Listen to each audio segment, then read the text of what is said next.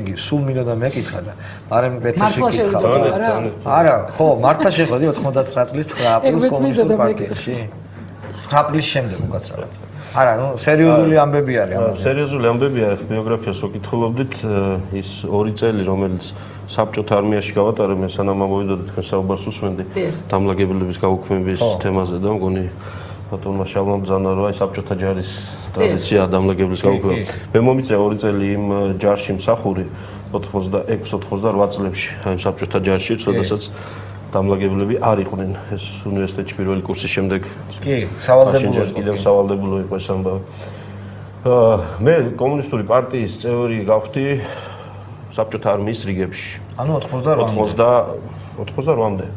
88 წლის მაისში დავბრუნდი საქართველოში, მივედი თბილისის სახელმწიფო უნივერსიტეტში ჩემი კურსელების მეგობრების სანახავად.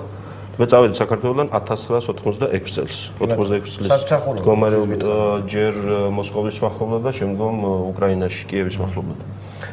რატო შევამას ხას? საქართველოს დავტოვე მე 1986 წლის მდგომარეობის.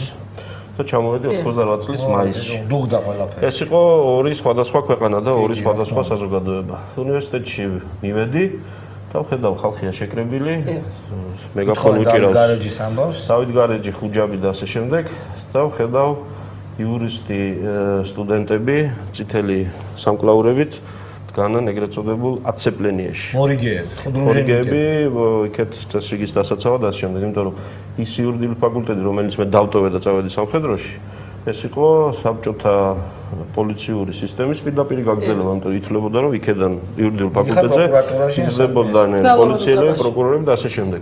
ჯერ კი 90-11 წლებში, როდესაც სახელმწიფო სამართლის მიმართულებით გავაკეთეთ არჩევანი, მე და კიდე ერთმა კაცმა, მხოლოდ გიორგი კარანაძემ, დანარჩენმა 97-მა დაწერა უნდოდა პროკურორობა.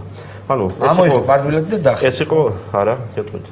და იქვე დავდექი ჩემი ცხოვრების არჩევანის წინაშე. ან უნდა ჩავდგარიყავი იქ წითელი სამკლაურით და წესრიგი დამეცვა, ან უნდა შევერთებოდი იმ ხალხს, ესენი იყვნენ დათო ტურაშვილი, ირაკლი მელაშვილი, ფიქრიათ შეხრაძე და სხვები, იმ დროის სტუდენტ აქტივისტები. გადავდი ნაბიჯი და შევუერთდი იმ ასე ვთქვათ, დემონსტრაციას. პარტია ჩვენ რამოდენიმე სტუდენტმა იურიდიულ ფაკულტეტზე დავიწყეთ პარტიული ორგანიზაციის დემონტაჟის მცდელობა. ამ თემაზე მაგალითად დროინ მიგრიაული შეიძლება და ყოფილიყო ყველაზე პარტია დავტოვე 1990 წლის გაზაფხულზე. მაგაშია საქმე. მაგაში შემდეგ ვიყავი პარტიაში. მომისმენე. ხო, ეგრევე მაგის დადგენა გვინდა. არა, გადავიდეთ სხვა. ეს ძალიან სერიოზული თემაა. ძალიან სერიოზული თემაა. ასე გავარკვიე. 99 წლის 9 აპრილს. შემდეგ იყავი პარტიაში, გინდა შინიდან დემონტაჟი პარტიაში. არაფერი არ მინდოდა. ვისაუბროთ თუ გინდა. გავიგე და შენ არ მითხარი რომ აი შეგაიგე პარტიის რეფორმირება გვინდოდაო, ხო თქვი? კარგი, თუ აღარ გაინტერესებს გავჩერდე. არა, უფრო კარგი სახის კომუნისტური პარტია გვინდოდა. არა, უფრო კარგი სახის კომუნისტური პარტია არ გვინდოდა.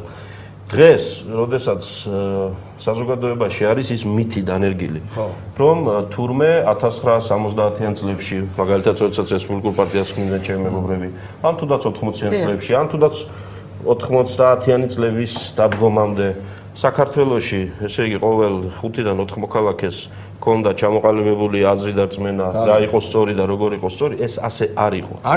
ეს ასე არ იყო. ჩვენ 1988 წლის შემოდგომაზე, დავბრუნდით ყარა სამხედროდან, შევქმნით სტუდენტ იურისტთა კლუბი და დავიწყეთ, გეტყვი რა. მომისმენე.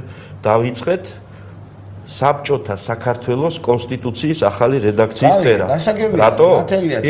იმიტომ, რომ საბჭოთა საქართველოს რამდენი დღე ქონდა რაციონალური და არჩიერო 99 წლის 9 აპრილს არაყოლოდი ემოციებს და გაეგზელებინა ამის დაობაზე ვისაც საინტერესებს არა ლიტერატურული საქართველოს ფურცლებზე მე ვარ შენს მაგივრად გამოვიდოდი რა მივაგდებდი ამ შენ მესმის შენი ემოციური დამოკიდებულება ასეთ საკითხებსაც ცნობილია მე 99 წლის 9 აპრილს როდესაც ბალტიისპირეთში ჩავედით რამოდენიმე ახალგაზრდა საიუდისის მიწვევით და იქიდან წამოვიღეთ გარკვეული მასალები აქ ეროვნული ახერი იქნებოდა ხა 9 აპრილის მერე პარტიის კომუნისტური პარტიის წევრობა აი ახერი მომისმინე როდესაც 99 წლის 9 აპრილს მე ვნახე ხალხი რომლებიც მართლაც 30 და 40 წელი სწორედ კომუნისტურ პარტიას ემსახურებოდნენ და 9 აპრილის ფონზე დაიწყეს იქ მანდატების ხევა და წვა და 9 აპრილს მიხდა ის საზოგადოება